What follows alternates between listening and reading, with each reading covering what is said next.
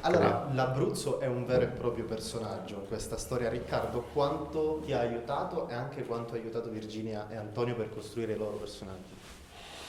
No, mi ha aiutato, è stato fondamentale, insomma, è stato fondamentale tutto quello che ho vissuto qua, che vivo qui, e la conoscenza, penso di poter dire, profonda di questi luoghi, di questi territori, di questa gente, insomma, quindi è stato il punto di partenza, ecco, per tante cose, ma soprattutto perché è una comunità che mi piace molto, ecco, con tutte le sue contraddizioni, con tutti i difetti, no?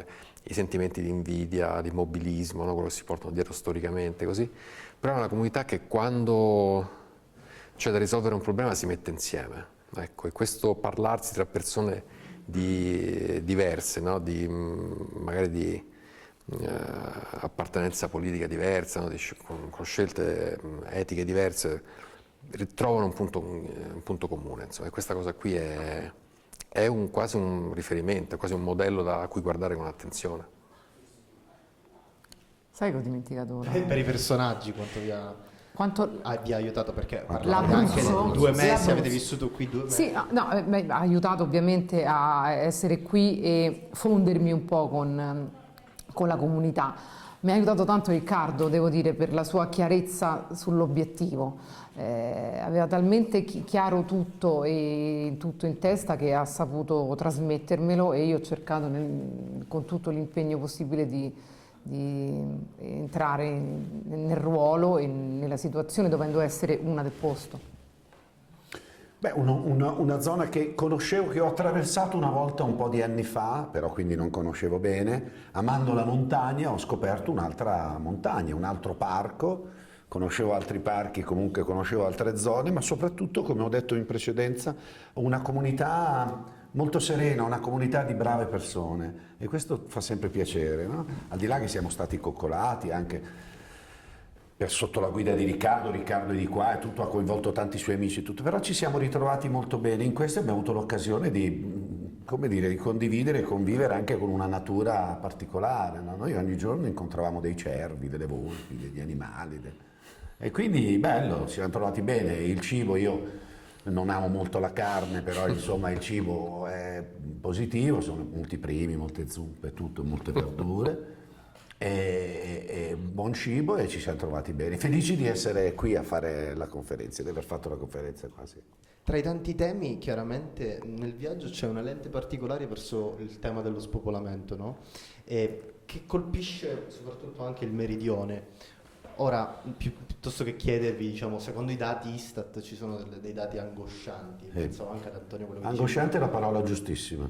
anche quello che dicevi delle Madonie, ti capisco Assolutamente. molto. Cioè, che premesse ci sono per il futuro? Cioè, in qualche modo si può contrastare questo fenomeno? Guarda, se ho fatto questo film è anche per questo motivo, nel senso essere propositivo in qualche modo, no? Quindi, ma non tanto io quanto questa comunità che dà un segnale, qualche piccolo segnale di inversione di tendenza c'è. Il recupero del territorio è un elemento sul quale poter costruire un presente e un futuro per questi ragazzi. Quindi l'idea di dover per forza andare via è un'idea che è contrastata. Nel film c'è questo personaggio, questo ragazzo di 20 anni che esiste, che è vero, che fa quel mestiere lì perché lo voleva fare da piccolo e ha inseguito un sogno e ci è riuscito.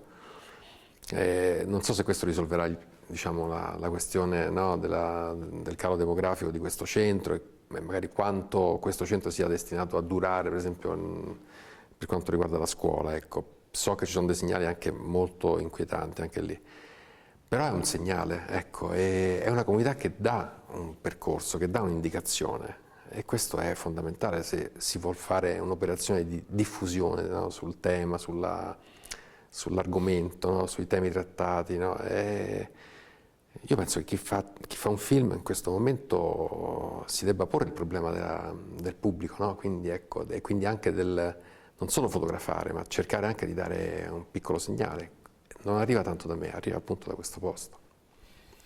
Sì, assolutamente, cioè per il lavoro, per queste zone che sono quasi dimenticate, si parla di un non futuro, d'accordo, ma bisognerebbe in un modo o nell'altro lavorare sul presente per sostenere il futuro, e quel presente, per esempio, non si lavora sul presente, su determinati territori anche ricchi, capaci e lo vediamo, di invitare il mondo, perché è il posto più bello del mondo, la nostra Italia, il nostro Sud Italia, ma non si riesce non si riesce, come dire, a sostenere iniziative, nuove società. Ci sono dei giovani anche capaci, perché hanno avuto la possibilità di studiare, ma costretti ad andare all'estero, ad andare in determinate zone, perché all'interno di territori, soprattutto del Sud, intere comunità sono abbandonate, capito? Chi può intervenire? Secondo me sembra una questione politica, sembra una questione politica. La politica si deve dare in mano a gente capace, e però è un argomento questo infinito, però continuiamo ad arrabbiarci per questo. In chiusura rapidamente, è molto bello quello che hai detto Antonio sul cinema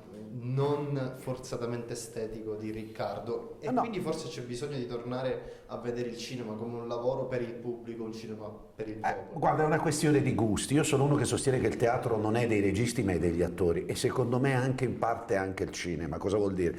Il cinema, attenzione, io sono uno spettatore, è una questione di gusti. A me piace il cinema che mi emoziona, il cinema che è recitato da autori, il cinema degli attori e delle attrici, il cinema col corpo, umanamente, senza la ricerca di immagini fotografiche molto sorprendenti. Grazie. Questo è. Grazie mille, grazie.